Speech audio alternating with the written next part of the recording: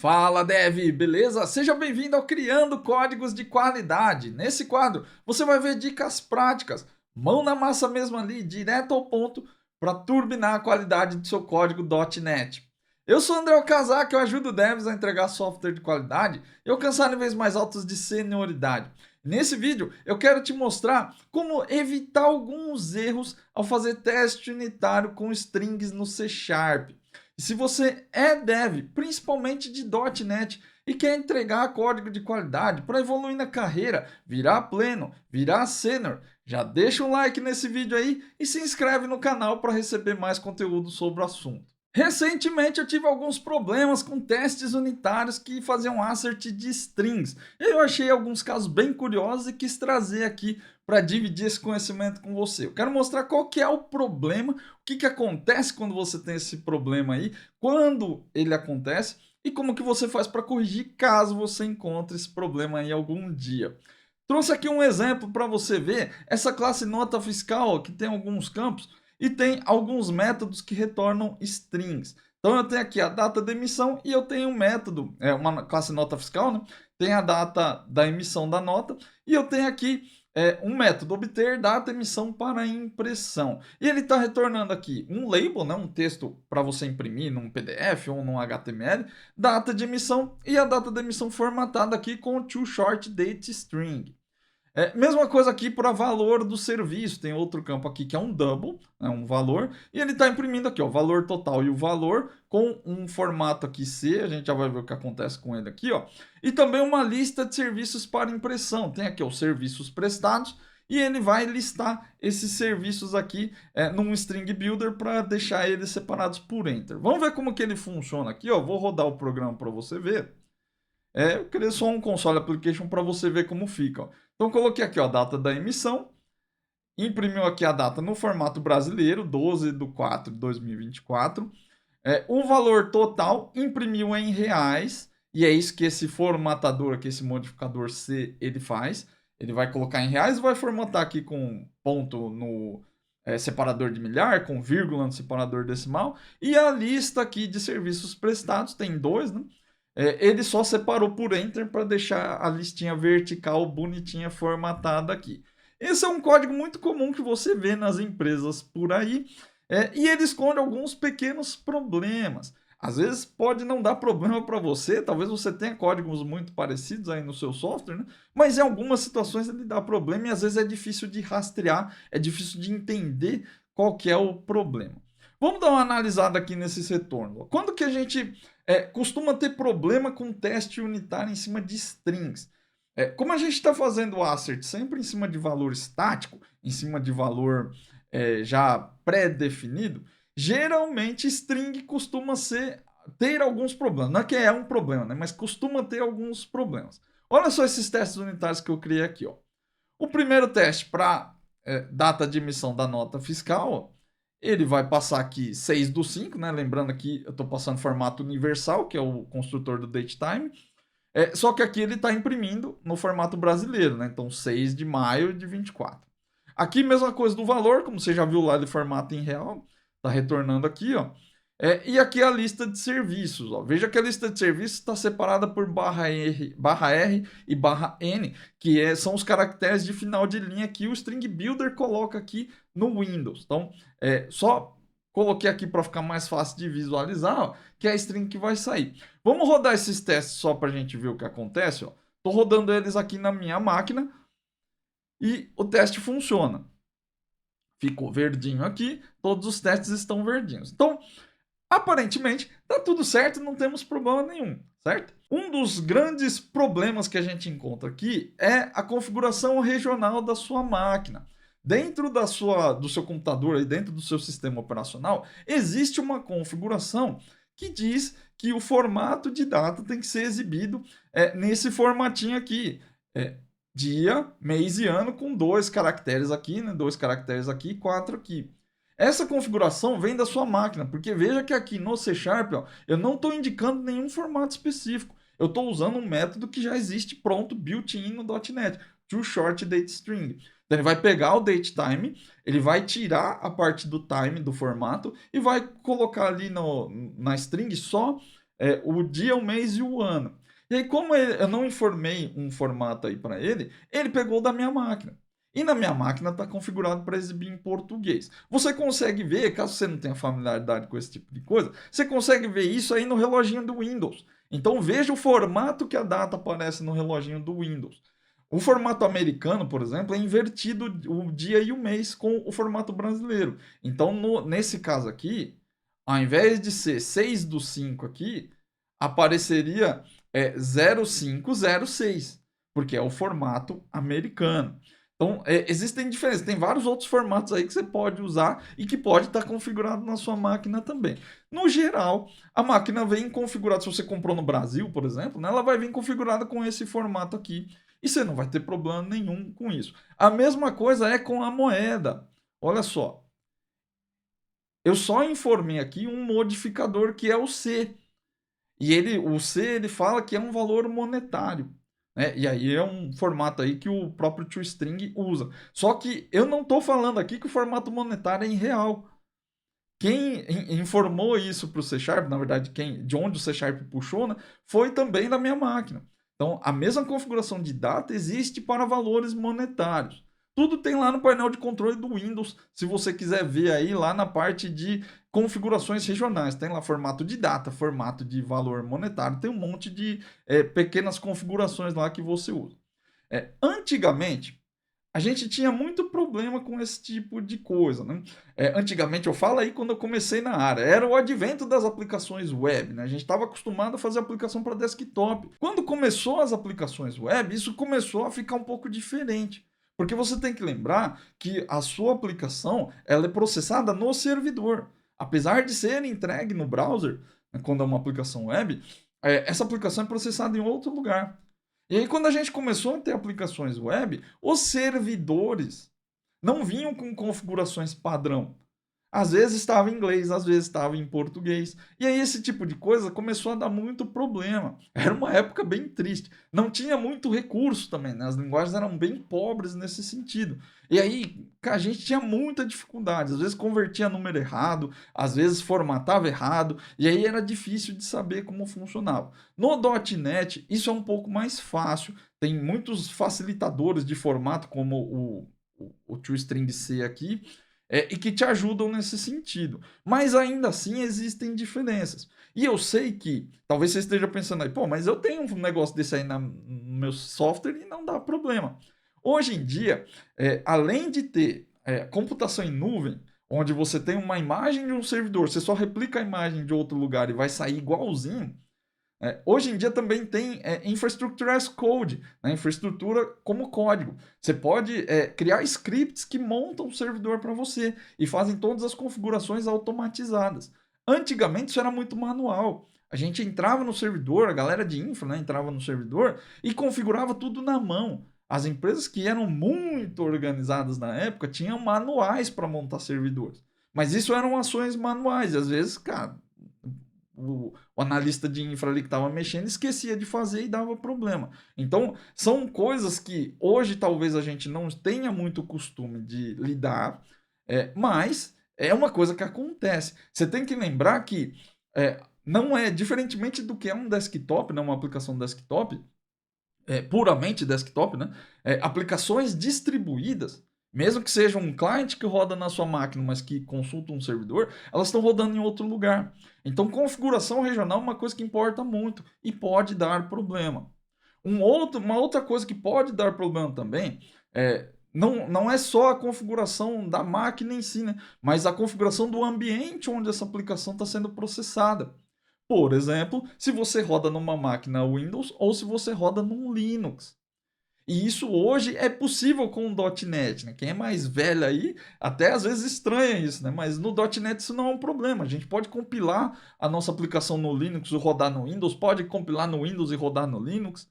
Eu posso rodar, inclusive, em Windows e Linux, né? A mesma aplicação instalada em servidores diferentes. Então, o próprio ambiente da linguagem ali onde ela está rodando pode influenciar esse tipo de coisa. Um exemplo que eu trago aqui para você hoje é se você pegar essa mesma aplicação .NET que você tem aí e compilar ela lá no Linux. Se você usar, você está usando o Windows aí, ó, se você usar o WSL, eu tenho uma instância aqui, deixa eu aumentar só para você ver aqui, ó. Eu estou aqui dentro do WSL do meu Windows, rodando um Ubuntu. E aí, eu tô aqui na pasta desse projeto aí, ó. Eu vou dar um teste, vou rodar os testes dele com o .NET CLI, .NET Test, e ele vai buildar esse projeto, vai procurar ali qual que é o projeto de teste e vai executar ele tudo automaticamente, né? .NET CLI é muito mais legal do que era os outros clients aí, né? Se você não está acostumado também, relaxa que não é o foco desse vídeo aí. Ó, o teste rodou, mas quebrou. Você viu que na minha máquina passaram os testes, mas no Linux não passou. E olha só que curioso. No Linux, o Ubuntu está configurado aqui na minha máquina para rodar em inglês. E olha como ele printou a data. Então ele fez a data invertida nesse caso. A mesma coisa ele fez aqui com o valor monetário. Ele esperava esse valor, mas olha o que ele retornou. Nem colocou o caractere de valor aqui, ó.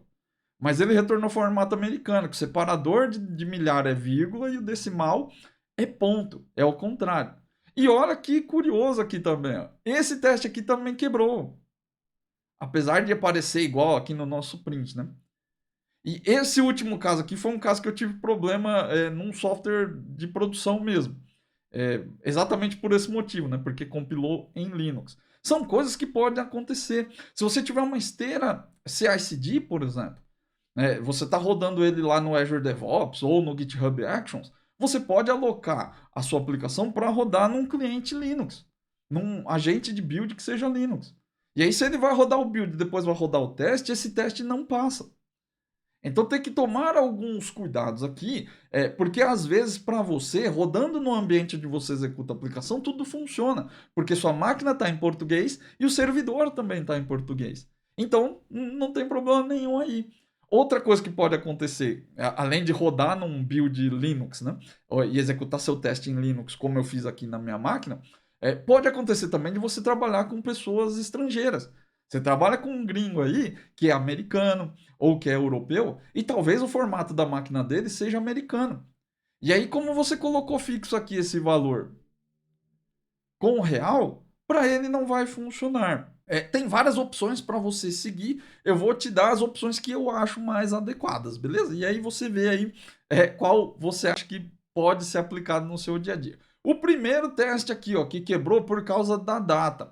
Esse problema da data aqui, ó, é por causa do too short date string. Como eu falei, ele puxou a configuração da máquina. Aqui tem uma regra para você sempre observar quando você for usar strings para fazer asserts. Não só strings, né? Mas quando você for fazer, não só asserts, né? Mas quando você for fazer essas conversões de valores nativos do .NET para um string, para exibir em algum lugar, por exemplo. Sempre que você for usar esse tipo de coisa, você informa o formato. Não deixa de puxar do sistema operacional. Então, no caso do toDate aqui, ó, você pode informar data, mês e ano. Lembrando que aqui o MM maiúsculo, porque se você colocar MM minúsculo são os minutos, né? MM maiúsculo é o mês. E aqui sempre com 2 dígitos, tá vendo? Cria um padrão. Tem um guia lá na documentação da Microsoft, se você quiser ver como que são os formatos. Mas isso aqui é uma coisa que você se acostuma, dá uma fuçada lá, se você não tiver familiaridade. Mas sempre que você for formatar um valor, usa um formato específico. Não deixa o seu programa assumir coisas da máquina onde ele está rodando. Isso é pedir para ter problemas. Ah, André, mas minha aplicação ela é multirregional, né? Ela pode rodar nos Estados Unidos, pode rodar, né? Tem várias linguagens ali. Como é que eu faço? Aí você tem recursos para aplicar esse tipo de coisa. Eu não vou entrar aqui no mérito, mas a programação tem que mudar um pouco. Então, se você está fazendo programa só para brasileiro, né, para exibir no Brasil aqui, força o formato diretamente aqui. Se tiver que ser dinâmico, aí tem outras maneiras de fazer. Né? Mas geralmente você vai colocar isso aqui no seu programa.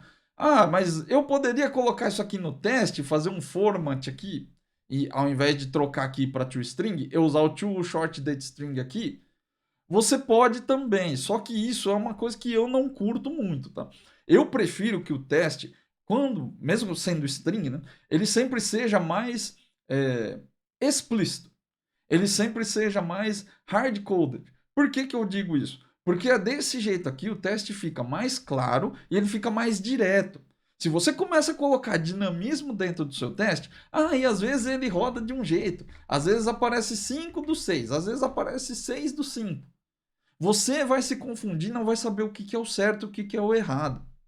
Então, você precisa ter o controle, o máximo controle que você puder, dentro do seu ambiente de teste, para ter certeza que isso aqui retorna no formato certo. Mas e se for multilanguage? Aí você vai ter que ter um teste para cada linguagem. É por isso que eu falei que não dá para entrar nesse mérito aqui, porque a coisa começa a ficar complexa. Né? Cada linguagem tem o seu teste. Não é para ficar fazendo teste dinâmico aqui. Vai por mim, eu já fiz isso, dá problema. Você fica maluco aí, não vale a pena. Então, força o formato. Sempre que você puder, coloca um formato dentro do seu código. Para corrigir esse outro problema aqui, ó, o toString C, pô, André, aqui ele força um formato, mas o formato não bateu com o que a gente queria. Nesse caso aqui, você tem algumas opções. Você pode não colocar o real aqui, né, forçar o real aqui no texto. É uma opção. Se não for multilanguage, não vejo grandes problemas. Se você acha que um dia pode ser e não quer se atrelar a isso, você pode continuar usando o C aqui. Só que uma segunda dica aí para você seguir. Toda vez que você tiver configurações pré-formatadas, como essa daí, ó, você usa culture-info. Então tem um cara aqui, ó, new culture info, que é um cara que você pode informar aqui qual que é a cultura da sua formatação e ele vai baixar aquela que ele acha mais interessante. Vai baixar não, né? Ele vai usar aquela que ele acha mais interessante. Nesse caso aqui, PTBR, que é um indicador de que é português do Brasil. Essa lista aqui não é aleatória, você procura aí na documentação do Culture Info, você vai achar. Mas o que é mais comum que você vai usar é o PTBR ou provavelmente o em US, que é o inglês. Então, se for inglês, você usa esses. Se for português, você usa PTBR. Tem PT, português de Portugal, tem um monte de outras coisas aí. Provavelmente você vai usar um desses dois aí, já é suficiente. Então, a segunda dica, se tiver a opção de usar o Culture Info, usa, porque daí isso também vai te ajudar. Você dá preferência a usar o formato fixo. Se não tiver um formato fixo, ou você achar que não é legal usar um formato fixo, use Culture Info. E aí ele vai forçar aqui que você use o formato da linguagem que você informou aqui. Esse outro cara aqui, ó, vamos já executar os testes, só para a gente ir tirando esses dois caras da frente, que eles são mais simples. Ó, rodei aqui no Windows passou. Vamos voltar aqui e rodar no Linux de novo para ver? Ó, .NET Test, ele vai passar executando de novo aqui. E olha só, ó, aqui ele passou, ele falhou um teste, né? Mas é porque falta um para corrigir. Mas tá aqui, ó, failed 1, passed 2. Então, os outros dois testes passaram, só quebrou o último teste. Então, nossas correções deram certo, funcionar aqui para o Linux também. Agora, para esse caso aqui, ó, é um caso bem curioso que talvez você não sinta diferença nisso aqui, mas eu tive esse problema porque a minha aplicação ela roda em Windows, eu trabalho com Windows, mas ela estava buildando num agente Linux. E aí aconteceu esse problema aí, esse mesmo problema que eu estou te passando aqui, ó. O que acontece? Esse teste aqui, ó, quando a gente usa o String Builder para Windows, ele coloca esses caracteres aqui, ó, que é o append line, né? Se você olhar aqui, ó, qual que é a diferença entre o append e o append line, né?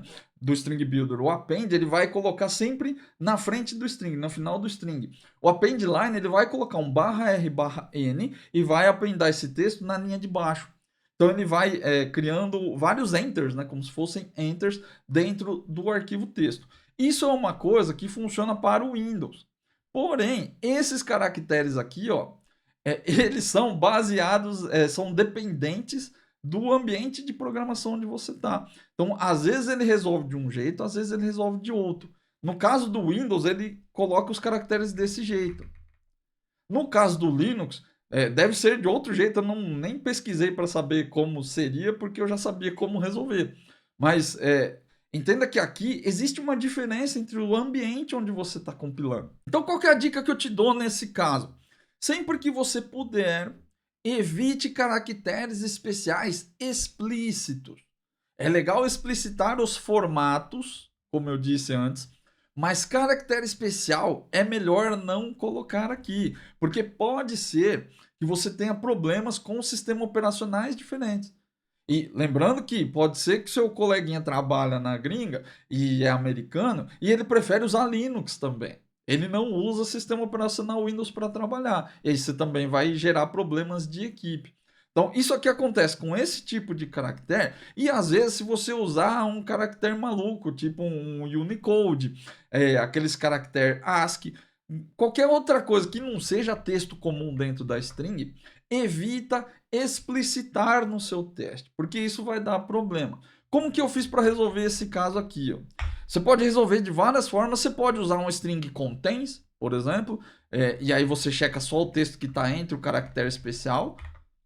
Ou você pode fazer a mesma coisa que o seu programa faz aqui, ó. Ao invés de fazer na mão, você cria um string builder. Vamos criar aqui, ó, var sb igual a new string builder, sb.appendLine, e aí a gente appende esse texto aqui, ó. Esse cara aqui, funilaria e pintura.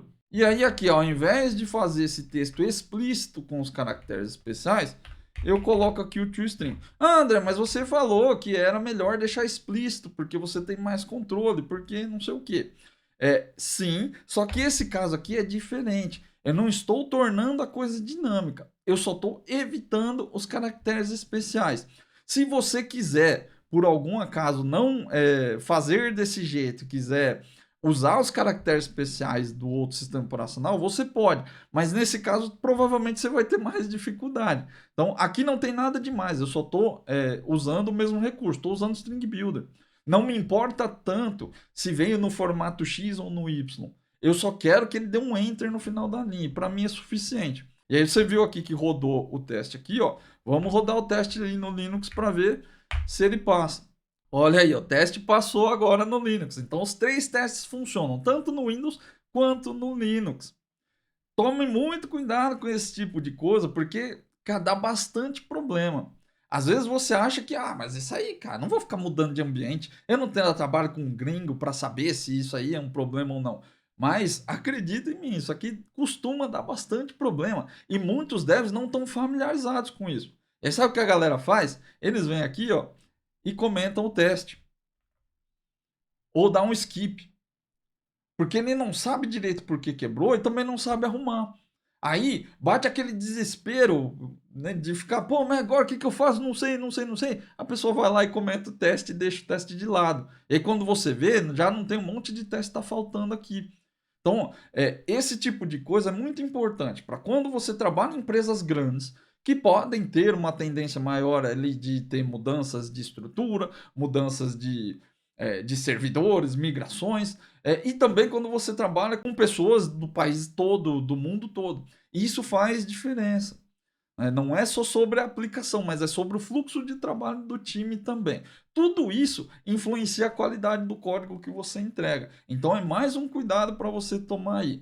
Se você tiver que colocar valores formatados dentro de strings, lembra dessas 3 dicas aí. Ó. Se você puder, sempre informe um formato. Não deixe ele baixar pegar do seu sistema operacional.